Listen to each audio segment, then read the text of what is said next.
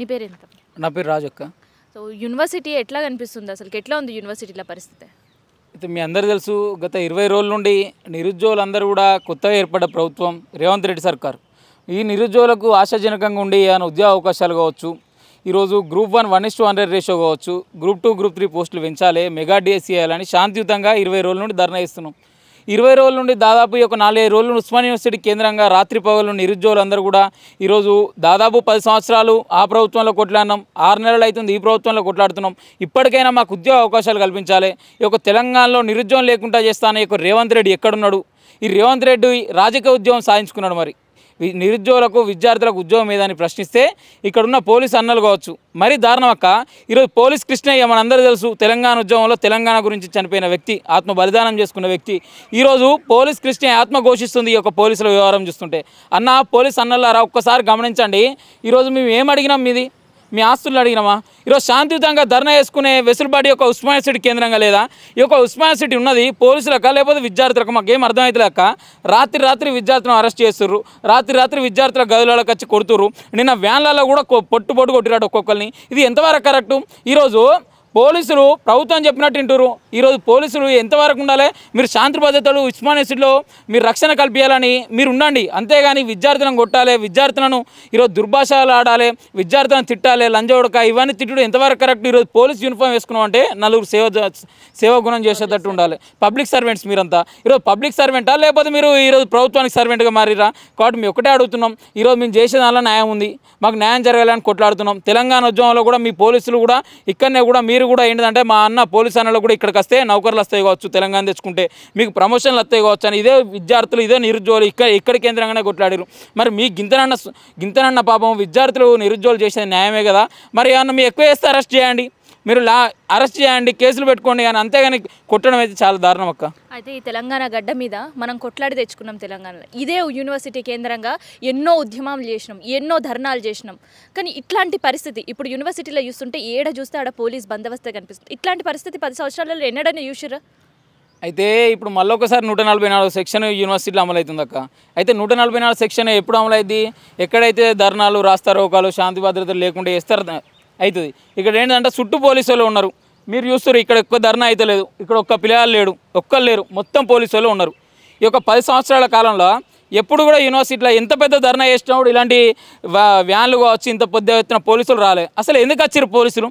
ఈ పోలీసులు ఇక్కడ ఉన్న విద్యార్థులు చదువుకోనా అద్దా? ఉస్మానియా సిటీ విద్యార్థులు చదువుకోవాలని కాలేళ్ళకి వస్తారు, ఆడపిల్లలు తిరుగుతారు. పాపం ఆడపిల్లలను కూడా ఏం తెలియకుండా డిఎస్సీ ఆస్పిరెంట్ అని ఆమె వ్యాన్లు ఎక్కిస్తారు, ఇంకో ఆస్పిరెంట్ అని నిరుద్యోగులను లెక్కిస్తారు. ఇది ఎంతవరకు కరెక్టు? ఇక్కడ యూనివర్సిటీలో మేము ఉండన్నా పోలీసులు ఉండన్నా ఒక్కసారి మీరు గమనించండి. మీకు ఏమైనా శాంతి భద్రతలు కరువు అయితే మీరు రండి, అరెస్ట్ చేసుకోండి, ధర్నాలు రాస్తారోకాలు చేస్తే చేసుకోండి. అంతేగాని 24 గంటల పాటు పోలీసులు మొత్తం యూనివర్సిటీ కేంద్రంగా మోహరించుంటే ఈరోజు విద్యార్థులు భయం భ్రాంతులకు గురవుతారు. నిరుద్యోగులు ఈరోజు ఏంటంటే నిరుద్యోగులు ఇప్పుడు ధర్నాలు కూడా మీరు చూస్తారు. ధర్నాలు చేస్తే వాళ్ళది మెడకాయలు వంచుడు, లేకపోతే వాళ్ళ మీడియా ఛానల్ను గుంజుకపోవడం, మీడియా ఛానల్ను గల్లలు పట్టడు. ఇది ఎంతవరకు కరెక్ట్ అని మేము అడుగుతున్నాం. ఈ యొక్క 10 సంవత్సరాలలో ఇదే మొదటి టైం మళ్ళీ.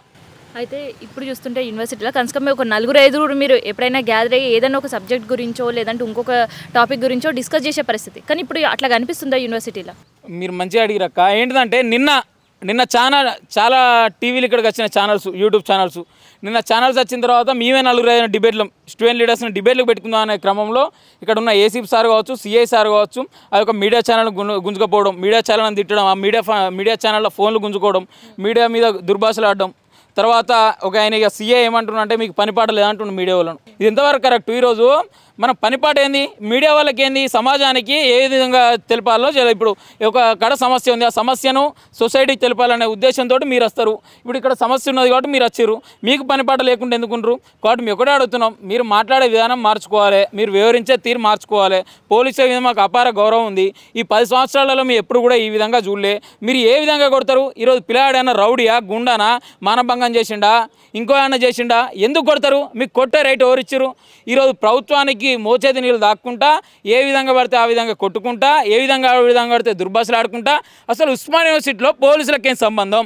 ఉస్మానియా యూనివర్సిటీలో విద్యార్థులు ఉండన్నా పోలీసులు ఉండన్నా ఈరోజు విద్యార్థులకు స్వేచ్ఛ లేని యొక్క యూనివర్సిటీలో మీరందరూ కూడా మోహరించి 24 గంటల పాటు చుట్టూ రాత్రి పగళ్ళు కూడా ఎక్కడికి పోతే అక్కడికి ఇలా పిల్లాడు ఉచ్చబద్దామన్నా కూడా పోలీసు వస్తుండు, పిల్లాడు ఎక్కడికైనా పోదామన్నా కూడా పోలీసు వస్తుండు. ఇది పోలీసు ఉండనా లేకపోతే విద్యార్థి ఉండనా?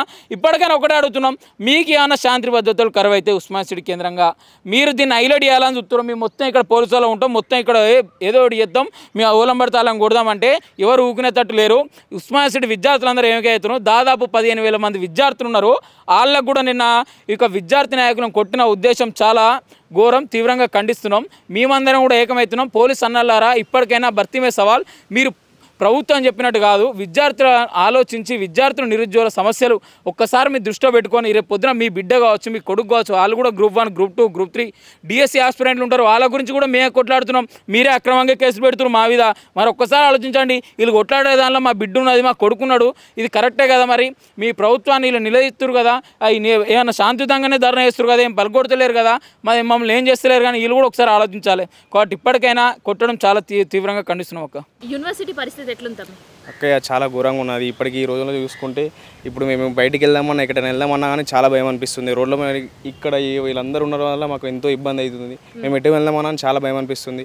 హాస్టల్లో మా అన్నయ్య వాళ్ళని వీళ్ళందరినీ వీళ్ళు రూమ్లలోకి వచ్చి తీసుకోవడం జరుగుతుంది అక్కయ్య.